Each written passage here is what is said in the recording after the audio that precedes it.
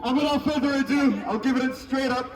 Please welcome Dr. Sadiq Ibrahim, the chairman of the Sudanese Revolutionary Support Group here in Cardiff, who've been massively supporting us from 2019 till now to make sure our voice is heard, and we would like you to listen as well. So please.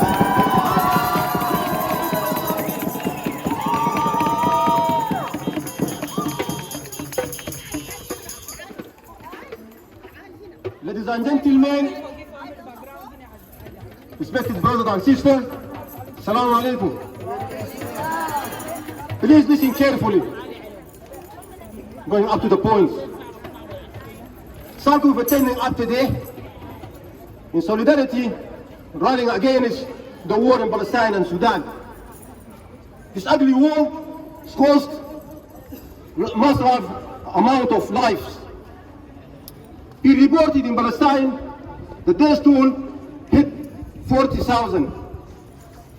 Third of them, unfortunately, children and women and elderly. More than 2 million people in Gaza have been displaced. The humanitarian crisis is indescribable. It is an ugly war, and it is a shame of the 21st century. Please, from today, call it the shame of the 21st century. This war is a shame. In the international community history base, you turn up today, I want to thank you again, because others failed to turn up for some reason. You turn up today because the international community turned a blind eye about the killing of children. Another shame. You turn up today when the Security Council violate the international law itself. We turn up today when the UN General Assembly failed to sign a ceasefire. And I'm turning back to Sudan now. Another ugly war, a civil war between two generals. More than 15,000 people lost their lives so far. 10 million people being displaced, if you can imagine, 10 million people. And I would like to thank the Egyptian government who hosts all our people there. 10 million people came to Cairo. I would thank the Egyptian government and the Egyptian people from this platform here today. I'm going to make 2 points here. The first point is the bloodshed, the consequences of the bloodshed. We learn from history, whoever shed a blood, whether individuals or group, cannot get away with it. I will give you an example. 15,000 years ago, when the bloodshed in earth is indescribable and the denial of God is being also witnessed, God wiped the whole population on earth with flood. People are so mad killing each other. God said his messenger Noah, I will wipe them all. So God wiped them all, only few minority being saved in the boat of Noah, if you know the story. So whoever shed the bloodshed, they cannot survive. Another example of a bloodshed, the Pharaoh, and listen to this carefully, because there is a fact. The Pharaoh, Ramses, they start killing the Jews. Back in the days, he slaved them, kills their babies, newborn babies. And then he chased them when they tried to go to Palestine now. So originally, The Jewish was in Egypt back in the days 6,000 years ago. And now they claim, oh, this land is for us. The land there in Palestine is for the Canaan and the Babylon. And the Palestinian ethnic group was there back in the days. My reference to this is the book of the Jew, the Torah, page 10 to 20. Go and read it. The Palestinian ethnic group was there back in the days before Prophet Abraham. The Jew was in Egypt. When being chased by the Pharaoh, they crossed the Red Sea and got drawn the Pharaoh because of killing people, killing kids. The second point, I'm not going to make it too long here. The second point, the violation of the international law, the violation of human rights. I'm a human rights activist, I'm Amnesty International for a long time, 20 years.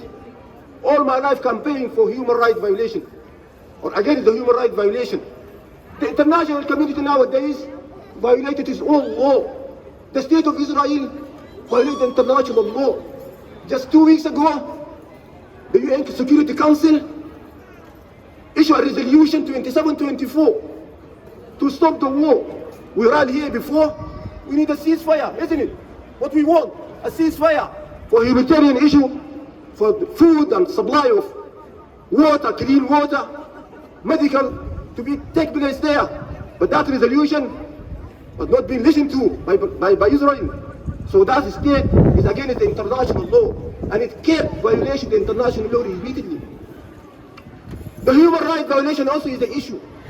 The Geneva Convention Treaty of 1949, which is signed by 140 countries from the UN General Assembly, it states clearly, in the time of war, civilians should not be touched. Civilians should find a peace, shelter. Civilians should find food supply and water. Civilians should be looked after. But now it doesn't happen in Palestine. And this issue, there is a consequence for. The double standard of the international community and the Security Council and the superpower. It's a shame, another shame, double standard treat. When the war broke in Ukraine 2 years ago, the whole world stood up for that war, condemning Russia because it's an occupier.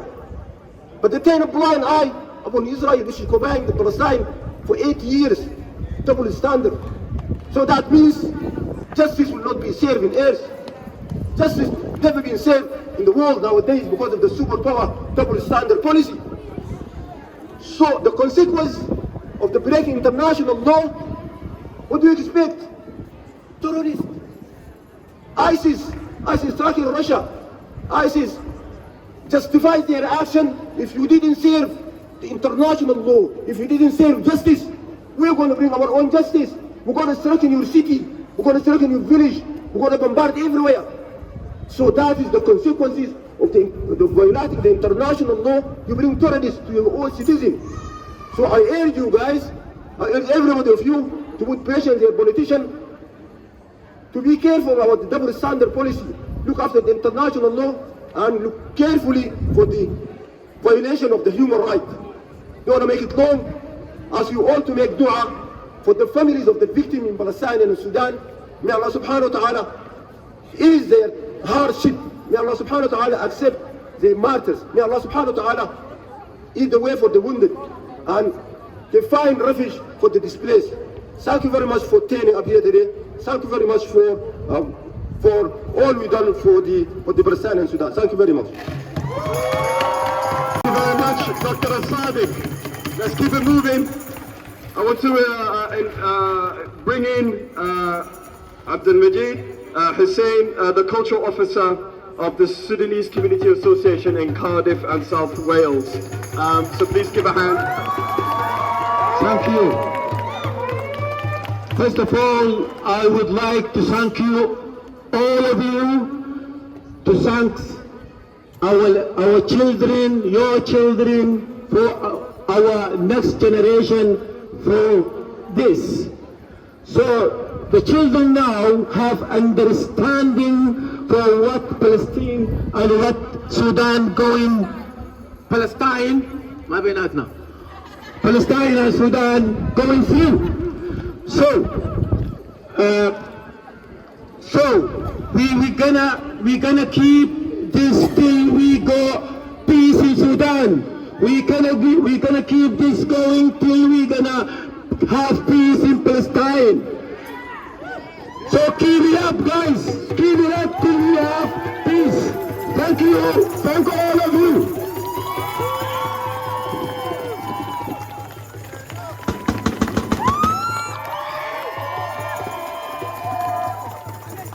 Next, I want to bring a younger voice.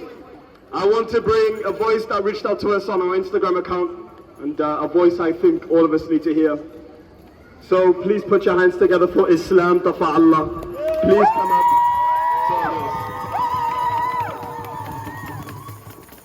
One year, 365 days, 8,760 hours.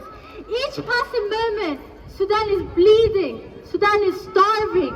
Sudan is suffering. You've probably already heard about the thousands of innocent lives lost, the numbers of those in need of aid, and the percentages of those displaced. Today, I'm not here to talk about the numbers. I'm here to amplify the voice of the voiceless, the children of El Maigoma orphanage, the only orphanage in Khartoum.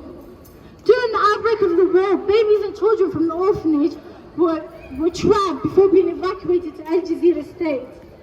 This was supposed to be a safe space for them, but then the RSF attacked again, forcing them to flee to a place called Kassala. But then they were not allowed to go in because the military suspected that the RSF were with them.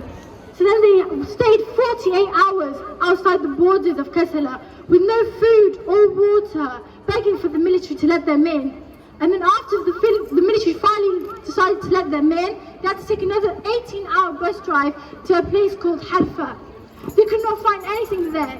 There was not adequate shelter, there were not enough rooms, not enough bedding, they couldn't even find water, so the children are dirty and could not bathe.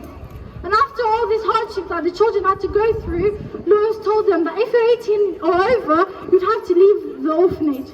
So when you're in the middle of the war, you're 18 years old, with no parents or relatives, where are you meant to go? For the boys, that may mean sleeping in the streets. But for a girl, that's not something you can do. You may be aware of how the RSF use sexual harassment or rape as a weapon.